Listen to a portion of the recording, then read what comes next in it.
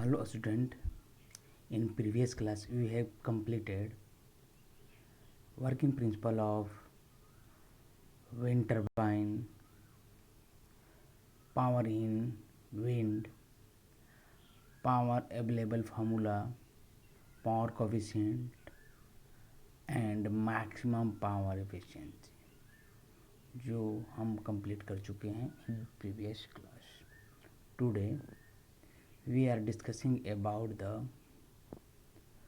some our topics which are may first one is the main consideration in selecting a site for windmill, advantage and limitation of wind energy,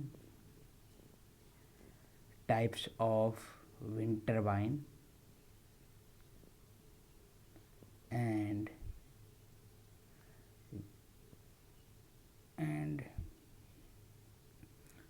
discuss the principle of working principle of uh, horizontal axis wind turbine and vertical axis wind turbine. Last one is the comparison between the vertical and horizontal axis wind turbine. Okay, so these are the topic for today. Okay, we have discussed one by one. So first one is the main consideration in selecting a site for windmill, यानी wind mill को install करने से पहले हम जो site choose करते हैं, जो साइट हम चूज करेंगे, जो हम जगह चूज करेंगे,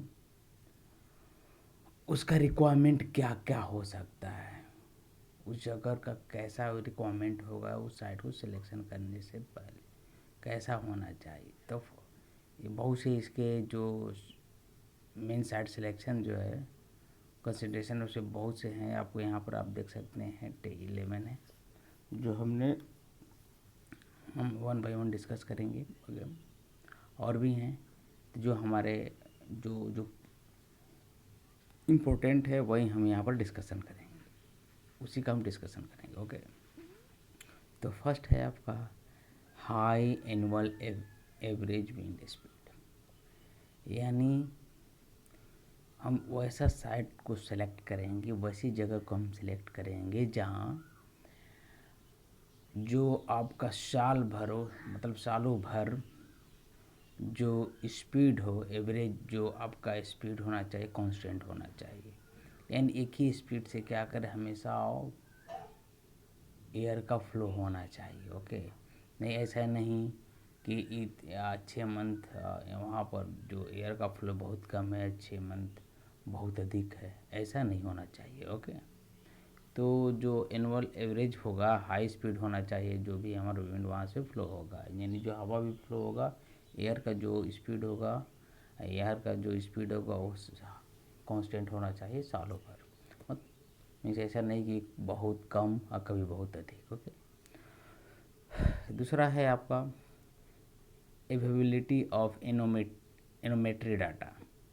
एनीमोमीटर जो है, एनोमेट्री जो टर्म वो है एनीमोमीटर से. एनीमोमीटर है आपका जिससे हम एयर का फ्लो, यानी कितना एयर फ्लो हो रहा है उसको हम एयर का स्पीड क्या है उसको हम क्या करते हैं, मेजर करते हैं. तो एनोमेट्री डाटा हुआ कि जैसे कि हम जो भी साइट हम चूज कर रहे हैं वहाँ पर हम पहले क्या बहुत दिन तक उसको हम क्या करेंगे, ट्रायल करेंगे उसको वहाँ पर हम जाकर पर डे हम वहाँ से डाटा इकट्ठा करेंगे. वहाँ पर जाकर अगर डाटा हमारे लिए सूटेबल होगा, उसका हर एक दिन का स्पीड हम काउंट करेंगे, हर एक दिन का एयर का स्पीड साल भर चल सकता है, 2 साल चल सकता है. ओके, कि कैसा पर डे क्या क्या वहाँ पर स्पीड आ रहा है एयर का. ठीक है, तो वो आपको डाटा क्या करना पड़ेगा, इकट्ठा करना पड़ेगा. Okay okay, third one is the है availability of wind versus wind VT curve at the proposed site. VT curve जो है ये शो करता है वेलोसिटी और टाइम का है। ओके, वेलोसिटी और टाइम का बीच है, कब है ये शो करता है कि जो हमारा विंड फ्लो हो रहा है उसमें विंड एनर्जी कितना है। ओके, यानी उसका अगर हाई विंड एनर्जी होगा तो ग्राफ कर्व जाएगा बहुत ऊपर की तरफ, फिर स्लो डाउन होगा। ओके, तो इसके लिए हम यूज करते हैं एबिलिटी ऑफ विंड, वेलोसिटी और टाइम के बीच का एक ग्राफ है, यानी विंड में कितना एनर्जी है, ये विंड पावर कितना है, उसको हम पहले क्या करेंगे, वहाँ पर जाएंगे, वो भी हम क्या करेंगे, चेक करेंगे। लास्ट वन है the wind structure at the propose site. अब जो विंड स्ट्रक्चर है, जैसे अभी हुआ कि जैसे कि एयर का फ्लो कभी होगा पश्चिम, कभी पूरब, जैसे एयर का फ्लो का चेंज होते रहता है, तो उसको हम देखेंगे, वो देखेंगे कि वे जो है एयर का जो फ्लो है, एयर का डायरेक्शन ऑफ एयर फ्लो, वो कहीं हर समय चेंज तो नहीं होते रह रहा है। ओके, तो उसके लिए हम क्या करेंगे, we structure the propose site. Okay, wind structure वहाँ पर हम जाकर क्या करेंगे, मेजर करेंगे कि कहीं कुछ समय के लिए अगर वो वेस्ट से हवा चल रहा है तो कोई कभी ईस्ट, कभी साउथ, कभी नॉर्थ, तो ऐसा अपन को वैसा साइट चूज नहीं करना, वैसा साइट चूज करना है जहाँ पे एयर का फ्लो वन डायरेक्शनल हो, means maximum one directional. Okay, अगला है altitude of the propose site. जो प्रपोज साइट है, जो हम साइट सिलेक्शन करने जा रहे हैं, जो जगह हम चूज करने जा रहे हैं for installation of wind turbine, तो वो कितने एल्टीट्यूड पे है, कितने हाइट पे है, इस ये भी हम क्या करेंगे, वहाँ पर जाकर हम उसको क्या करेंगे, मेजर करेंगे। ओके, 6 है आपका terrain and it's aerodynamic. Terrain यानी टेरेन मीन्स होता है इलाका। ओके, तो जो वहाँ जो लोकल इलाका है, और आप देख सकते हैं एरोडायनेमिक यानी वो इलाके में, इलाका कहीं इलाका जो एरिया है, जो एरिया है कहीं वो साइट के नज़दीक कोई भी है, लोकल एरिया साइट के नज़दीक नहीं है ना। अगर नज़दीक रहेगा, बहुत अधिक नज़दीक रहेगा, तो क्या होगा, एयर फ्लो में क्या होगा, डिस्टर्ब करेगा, एयर फ्लो को क्या करेगा, डिस्ट्रक्ट करेगा, तो वो नहीं होना चाहिए। और उसका एरोडायनेमिक देखना होगा। एरोडायनेमिक मीन्स उसका, हाँ, डायरेक्शन, एरोडायनेमिक मीन्स हुआ डायनेमिक्स ऑफ एयर, यानी एयर का फ्लो किस डायरेक्शन में है, कितने स्पीड से चल रहा है। ओके, ये सब आपको मेजर करेंगे। Okay, for before we have installing the wind turbine. Local ecology, local ecology means ये हुआ, लोकल मीन्स हुआ आपका स्थानीय, इकोलॉजी पारिस्थितिकी। तो लोकल पारिस्थितिकी ये होगा, यानी स्थानीय पारिस्थितिकी ये होगा कि जहाँ हम साइट सिलेक्शन करने जा रहे हैं वहाँ पर हर जगह, जैसे कि उसकी चारों तरफ कहीं बहुत से पेड़ तो नहीं हैं, ये बहुत बड़े बड़े घास के फील्ड तो नहीं हैं, ये सब क्या होंगे, ये क्या करेंगे, एक करेंगे, ऑब्स्ट्रक्ट करेंगे, यानी एयर के फ्लो को ऑब्स्ट्रक्ट करेंगे, रोकेंगे, तो ये भी नहीं होना चाहिए। ओके, डिस्टेंस टू रोड या रेलवे। अब देखें, चूँकि हमको इंस्टॉल करना है विंड मिल या विंड टर्बाइन, तो बहुत बड़े बड़े इक्विपमेंट उसके होते हैं, ठीक है, बहुत हेवी इक्विपमेंट होते हैं, तो उसको उस साइट पे पहुंचाने के लिए हमें ट्रांसपोर्ट की ज़रूरत होगी। ओके, अगर नज़दीक रहेगा, अगर वो रोड और रेलवे के नज़दीक रहेगा, तो हम क्या करेंगे, इजी वे में हम क्या करेंगे, वहाँ पर अपना जो भी हेवी इक्विपमेंट होगा हम उसको डिलीवर कर सकते हैं। ओके, अगला है आपका nearest of site to local centre users. जैसे nearness of site to local centre and users, तो इसमें क्या है कि जो हम यूजर्स हैं, जो हम क्या कर कंज्यूमर हैं, जो भी लोकल कंज्यूमर है, जो सेंटर लोकल सेंटर या कंज्यूमर जो भी यूजर्स है, जो यूज करेगा कंज्यूम करेगा कंज्यूमर्स है, उसका उस साइट से अधिक दूरी नहीं होना चाहिए, क्योंकि अधिक दूरी होने से ट्रांसमिशन लॉसेस होती हैं। क्योंकि जब वहाँ से वायर के थ्रू करंट को कंज्यूमर के पास पहुँचाया जाएगा, अगर अधिक दूर होगा तो ट्रांसमिशन लॉसेस अधिक होंगी। ओके, नेचर ऑफ ग्राउंड, जो ग्राउंड का है वो नेचर कैसा है, कहीं वहाँ पर इरोजन तो नहीं होगा। जैसे हम ग्राउंड लिए हैं, अगर हम स्लोपली अगर है तो वहाँ पर मैक्सिमम साइट होगा इरोजन का, यानी अगर वर्षा होगा तो वहाँ की मिट्टी उट्टी क्या बह के निकल जाएगा। अगर वहाँ का जो लैंड है अगर स्टोन है तो हमारे लिए अच्छा है। अगर सॉइल है अगर, तो सॉइल क्या होगा, उसमें इरोजन स्टार्ट होगा वर्षा के दिनों में, तो वैसा इरोजन नहीं होना चाहिए उस साइड के अगल बगल। ओके, अगर इरोजन होगा तो वहाँ का सब मिट्टी धुल जाएगा और फिर कुछ समय बाद अब कोलैप्स कर जाएगा आपका विंड टर्बाइन। ओके, तो होना चाहिए। और ये लास्ट है आपका फेवरेबल लैंड कॉस्ट। जो लैंड कॉस्ट होगा आपका फेवरेबल होना चाहिए, यानी जो आप चूज करने जा रहे हैं साइट, अगर उसका कॉस्ट अधिक होगा तो आपका जो इनिशियल जो कॉस्ट है वो बहुत अधिक हो जो इनिशियल कॉस्ट है बहुत अधिक हो जाएगा, और इसको इंस्टॉलेशन कॉस्ट बहुत अधिक हो जाएगा। सो हम चाहेंगे कि जो हम लैंड चूज कर रहे हैं वो हमारे लिए इकोनॉमिकल हो, यानी कम ही अमाउंट में मिल जाए। ओके, तो अगला है advantage and limitation of wind turbine. तो विंड टर्बाइन का एडवांटेज क्या है, हम वन बाय वन डिस्कस करेंगे। ओके, तो देखें, wind energy is inexhaustible source of energy and is virtually as limitless source, यानी इसका कुछ भी लिमिट, एक ऐसा एनर्जी है जो कभी ख़त्म नहीं होगा। ओके, और ये लिमिटलेस है, इसका कुछ अंत नहीं है। ओके, पहला ये ऐसा एनर्जी जो कभी ख़त्म नहीं होगा। Okay, energy is generated without, ये तो समझ, जो एक क्या होगा, इको फ्रेंडली होता है। ओके,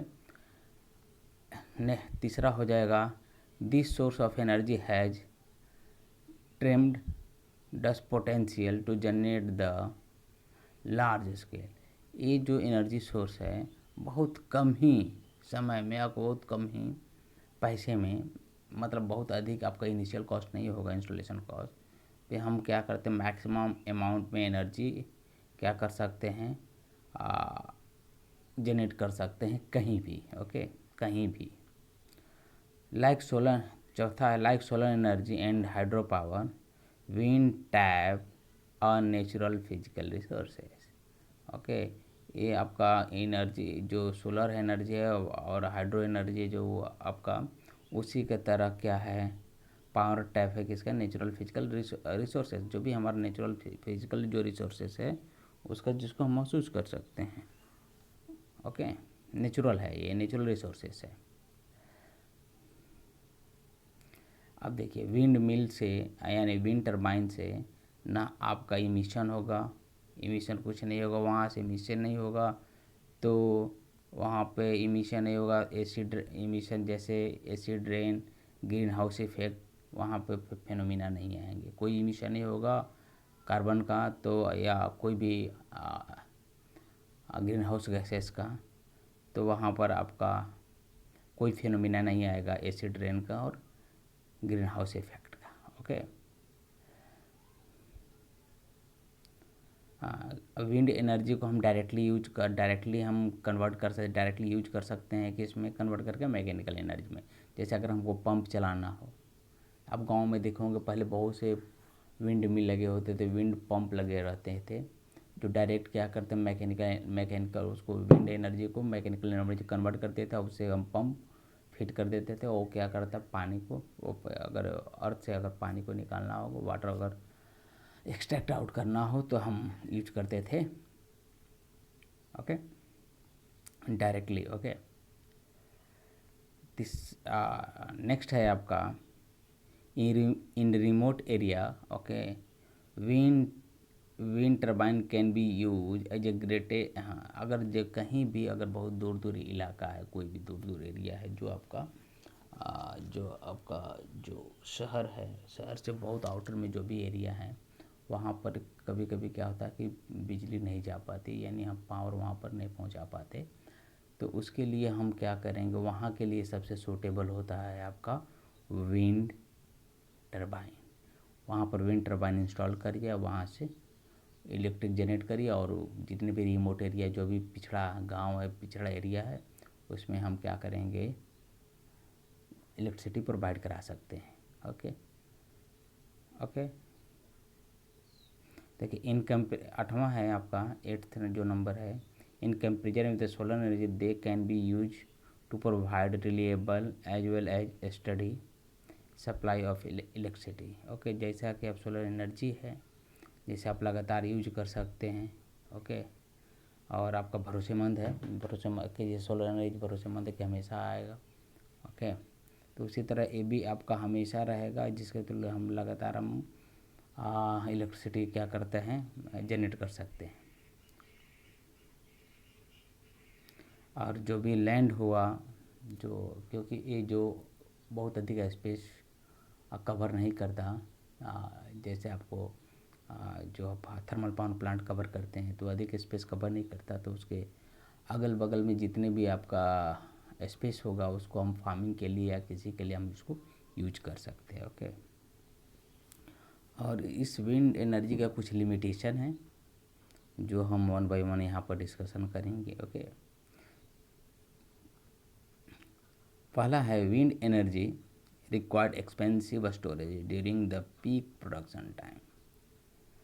चूँकि ये हमारा जो विंड एनर्जी है वो हमेशा फ्लो नहीं होते रहता, कि कभी कम होगा कभी अधिक होगा। तो जब हमको बहुत, जैसे गर्मी के दिनों में हमको लोड शेडिंग का प्रॉब्लम आता है, तो लोड शेडिंग प्रॉब्लम में क्या होगा, क्यों होता है, क्योंकि वहाँ पर उस समय एनर्जी का बहुत अधिक, यानी जो एनर्जी का जो भी कंज्यूमर हो बहुत अधिक यूज करते हैं। तो उस स्थिति में हमको एक्सपेंसिव स्टोरेज यानी बैटरी ये सब यूज करना पड़ेगा, जिससे कि हम क्या करेंगे, पीक पोजीशन में पीक जब हमको अधिक ज़रूरत पड़े बिजली की, उस समय हम सप्लाई के लिए, ओके। तो ये आपका क्या है, एक लिमिटेशन है, यानी अब हर समय आप उसको पीक, जैसे कि अगर गर्मी के दिनों में अधिक चाहिए तो उस समय कोई ज़रूरी नहीं कि हवा बहुत तेज़ बहे, ओके। तो उस समय भी हम क्या कर सकते, उस समय हम एक एक्सपेंसिव बैटरी यूज करेंगे, जिससे कि मैक्सिमम एनर्जी को हम जो पा ले, जब जब कभी कम जाड़ा के से ठंडे के दिनों में अगर कम ज़रूरत पड़ रही है, ओके, तो उसको स्टोर करेंगे और उसका यूज करेंगे। दूसरा है it is unreliable energy source, so wind are certain and unpredictable.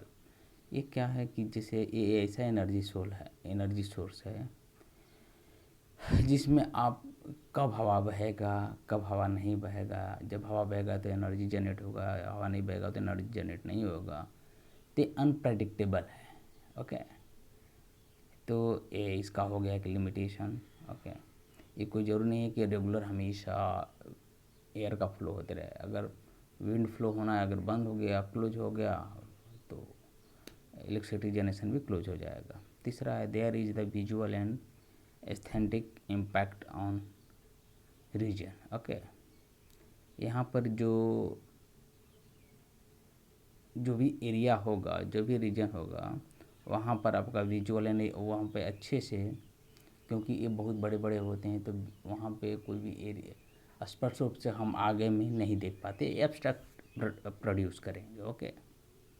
अगला है required the large open area for setting of the wind farm. जो भी विंड टर्बाइन को सेट करना होता है तो लार्ज एरिया हमको चाहिए और अगल बगल में कोई भी डिस्ट्रक्शन ना हो, तो ये भी आपका एक लिमिटेशन हो गया। अब उतना एरिया के लिए बहुत अधिक हमको क्या करता है, ज़मीन खरीदना पड़ेगा। ओके, जो जो हमारे पास लैंड जो है वो लिमिटेड है।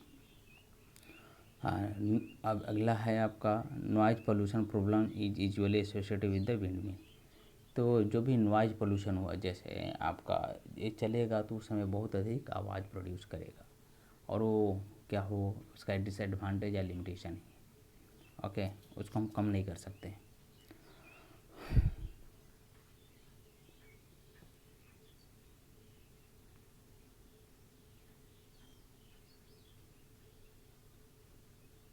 देखिए,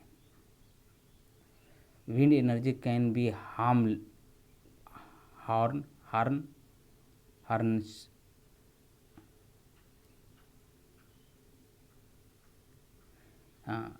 wind energy can be harnessed only in those areas where wind is strong enough, weather is widely for the most part of the year. Okay, अगर विंड एनर्जी बहुत अधिक, जिस एरिया में बहुत अधिक होगा, कभी कोई एरिया होता है जहाँ पर बहुत अधिक हवाएं बहती हैं, ओके, वहाँ पर अगर वहाँ पर क्या होगा, ये आएगा तो ये क्या होगा, ऑब्स्ट्रक्ट करेगा एयर को, एयर को ऑब्स्ट्रक्ट करेगा तो एयर का डायरेक्शन चेंज होगा, और जो भी वहाँ पर और होगा, जैसे कि जो भी वहाँ पर आपका इकोलॉजी होगा, ठीक है, उसको क्या मतलब बैडली इफेक्ट करेगा। ओके, तो ये सब थे आपका लिमिटेशन। ओके, आप देख सकते हैं। ओके, जैसे it can be threat wild life, ठीक है, ये थ्रेट करेगा। जैसे मीन्स हुआ कि जैसे अगर विंड मिल अगर रोटेट कर रहा है, ठीक है, विंड अगर टरबाइन रोटेट कर रहा है, कोई बर्ड अगर उसके पास पहुंचा तो उसको क्या हो सकता है, वो मर सकता है। ओके, तो ये क्या करेगा, वर्ल्ड लाइफ यानी अपने जो भी है वर्ल्ड लाइफ को क्या करता है, इफेक्ट पहुंचाएगा। Okay, next topic is types of wind turbine. Wind turbine are the classified into two general types. एक है आपका हॉरिजॉन्टल एक्सिस टरबाइन, दूसरा होता है vertical axis turbine.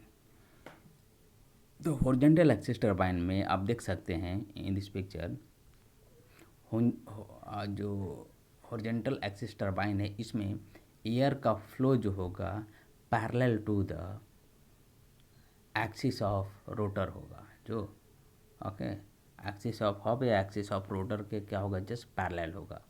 But vertical में क्या होगा, आप देख सकते हैं, इसमें एयर का flow perpendicular to the axis of, जो एयर का फ्लो होगा यहाँ पे जो आपका वर्टिकल एक्सिस विंड टरबाइन है, इसमें एयर का जो फ्लो होगा vertical to the axis of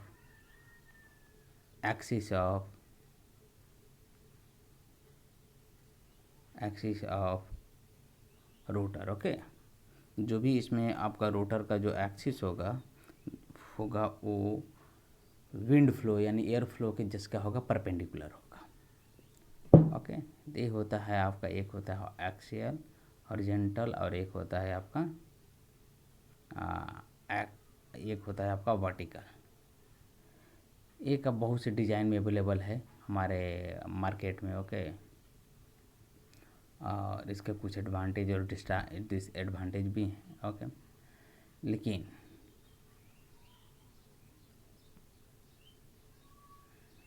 देखिए, जो जैसे कि हॉरिजॉन्टल एक्सिस टरबाइन जो है मार्केट में अधिक अवेलेबल है। Okay, but vertical axis turbine machine जो है अधिक अवेलेबल कमर्शियली अवेलेबल नहीं है इन मार्केट। ओके, तो this is also the figure of horizontal wind turbine and horizontal axis wind turbine and vertical axis wind turbine. Okay, so we can see this is the rotor diameter are all fins connected with the hub. Okay, hub connected with the gearbox speed of the rotor speed, okay, and then gearbox is connected with the generator. After generator we have used transmission cable, okay, we have used transmission side, okay. So generator is used for producing of electricity, okay. और देखिए यहाँ पर जो होगा यहाँ पर हम generator क्या रखते हैं, just near to the fins, but यहाँ पर हम क्या रखते हैं, ग्राउंड में रखते हैं, यानी एक टॉप ऑफ द टावर रखते हैं, जो भी टावर होगा उसके टॉप पे रखते हैं, जनरेटर यूज करते हैं। यहाँ पर हम जो टरबाइन, जो भी जनरेटर होगा जिससे हम इलेक्ट्रिसिटी प्रोड्यूस करते हैं, वो ग्राउंड पे हम यूज करते हैं for changing the mechanical energy into the electrical energy, okay. In generator का यूज हम ग्राउंड पे करते हैं, okay. I hope all of you got it, okay. तो ये दोनों पिक्चर है आपके, एक है आपका हॉरिजॉन्टल एक्सिस विंड टरबाइन, एक है आपका vertical axis wind turbine, okay. तो हॉरिजॉन्टल एक्सिस विंड टरबाइन को हम पिछले क्लास में आपको डिस्कस कर चुके हैं, ओके, 1 बाय 1, ओके। कैसा उसका प्रिंसिपल है, जो आपको विंड टरबाइन को हमने वहाँ पर किया है, जैसे आप देख सकते हैं in this picture, okay. First upon air क्या होगा, फ्लो करेगा, एयर का जो फ्लो होगा वो पैरेलल टू द होगा आपका लो स्पीड शाफ्ट या parallel to the rotor shaft, okay. जब एयर क्या होगा, स्ट्राइक करेगा रोटर से, यानी जो फिंस है आपका, फिंस से स्ट्राइक करेगा, तो फिंस क्या करेगा, वो फिंस क्या होते हैं, एडजस्टेबल होते हैं, ओके। ये आपको कम एंगल पे इसको एडजस्ट कर सकते हैं, हाई एंगल पर भी, जैसे कि वहाँ पर हम एडजस्ट करते हैं according to flow of air, okay. Air कभी अधिक बहता है, कभी एयर का बहुत कम फ्लो होता है, तो उसके अकॉर्डिंग हम क्या करते हैं, उसको ब्लेड को एडजस्ट कर सकते हैं, ओके। तो एडजस्टेबल होता है। और ये जो एयर है, जो आपका रोटर है, वो कनेक्टेड होता है लो स्पीड शाफ्ट। तो लो इसका जो स्पीड होता है, जो आपका हॉरिजॉन्टल एक्सिस इसका स्पीड होता है, जो लो स्पीड शाफ्ट है इसका स्पीड होता है आपका 10 या 20 revolution per minute, okay. But इतने रिवोल्यूशन में हमारा इलेक्ट्रिक जनरेट नहीं हो सकता, नहीं हो सकता, ठीक है। तो इसके लिए हम क्या करते हैं, अब उसको हम यानी इसकी स्पीड को बढ़ाने के लिए हम एक गियर बॉक्स यूज करते हैं, और इसके गियर बॉक्स यूज करने से जो स्पीड रेशियो क्या होगा, बढ़ जाएगा। जब स्पीड रेशियो बढ़ेगा तो जो स्पीड, क्योंकि जब गियर बॉक्स यूज करने के बाद स्पीड रेशियो बढ़ा, तो स्पीड रेशियो तो फिर उस शाफ्ट को, गियर बॉक्स के आउटपुट शाफ्ट को हम कनेक्ट करते हैं जनरेटर से। जनरेटर क्या करेगा, और अपना इलेक्ट्रिक कन्वर्ट, यानी जो मैकेनिकल एनर्जी को इलेक्ट्रिकल एनर्जी में कन्वर्ट करना स्टार्ट होगा। फिर हम रखते एनीमोमीटर, इसलिए रखा जाता है, देखिए अब बगल में एनीमोमीटर का मेन वर्क है कि एयर का फ्लो कितना हो रहा है और किस डायरेक्शन में हो रहा है, ओके। ये है विंड वेन का यूज होता है कि जैसे एयर फ्लो किस डायरेक्शन में आ रहा है, तो विंड वेन के थ्रू क्या होगा, वो उस डायरेक्शन में क्या अपना पोजीशन चेंज कर लेगा, ठीक है, जिस डायरेक्शन में विंड फ्लो हो रहा है, ओके। तो ये है विंड वेन का काम, ओके। और यही थे, आपको पिछले बार हम आपको बता ही चुके हैं। ये है आपका विंड शाफ्ट। अगर आपको टरबाइन को क्या करना हो, अगर स्टॉप करना हो, तो ब्रेक लगे हुए हैं, ठीक है। इसके थ्रू हम विंड टरबाइन को ब्रेक कर सकते हैं। ये है याव मोटर है, जिसके थ्रू हम का डायरेक्शन इसको आराम से चेंज, ये मैकेनिज्म है, ये याव ड्राइव जो है, ये मैकेनिज्म है जिसके थ्रू ये क्या होगा, अपना पोजीशन चेंज करेगा। अगर जिस डायरेक्शन से एयर फ्लो होगा उस डायरेक्शन में अपना पोजीशन चेंज कर लेगा, ओके। तो ये हुआ। दूसरा है vertical axis wind turbine, okay. Vertical axis wind turbine में क्या होगा, जो एक्सिस होगा वो आपका just perpendicular to the air flow होगा, जो जो एक्सिस, जो वर्टिकल एक्सिस जो टरबाइन है, विंड टरबाइन है, उसका जो एक्सिस होगा वो perpendicular to the air flow होगा। जैसे आप कैसे फ्लो कैसे करेगा, कैसे मूव करता है। आप कभी आप कॉइन लिए, कॉइन को स्पिनिंग कराते हैं ना, कॉइन को रोटेट कराते हैं ना। आप एक कॉइन ले लीजिए, एक का सिक्का लीजिए, उसको ऐसे रोटेट कराते हैं तो जिस टाइप को रोटेट करता है, हम नचाते हैं तो जिस टाइप को वो उसमें रोटेशन होता है, जस्ट वैसा ही रोटेशन होता है आपका विंड टरबाइन का। ओके, यानी वर्टिकल एक्सिस विंड टरबाइन का। ओके, यही है। अब बाकी सब जितने भी आपका इसमें जो इंस्टॉल होगा, यहाँ पर इसके टॉप ऑफ टावर पे इंस्टॉल होता है टोटल जनरेटर। यहाँ पर क्या होगा, जनरेटर इंस्टॉल होगा